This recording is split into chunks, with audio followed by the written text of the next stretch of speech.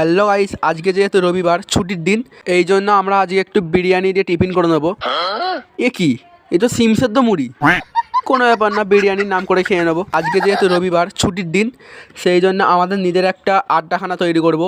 আড্ডাখানা মানে ঘর থেকে বের করে দিলে ওখানেই থাকবো আর কি। ফ্রেন্ডস, আড্ডাখানা করার জন্য লোকেদের পেছনে যেইগুলো দেয় বাঁশ, সেইগুলো আমরা চাই আজকে। চলুন বাঁশ কাটতে যাই। ফ্রেন্ডস, আমরা বাঁশ কাটতে গিয়ে দেখি যে এখানে একটা চকলেট ফ্লেভার কেক পড়ে আছে। কেমন হচ্ছে, ফেলে দিয়ে চলে গেছে। আমরা কেকটা খেতেই যাচ্ছিলাম, কিন্তু পেছন থেকে একটা দাদু বললো যে এটা কেক নয়, এটা মানুষের কেক, তাই আর খেলাম না।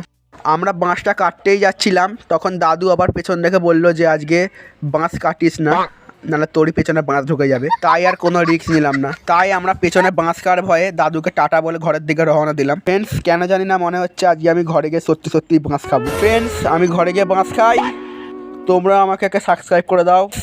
আজকের ভিডিও এইটুকুই, আবার পরের ভিডিও দেখা হবে। বাই।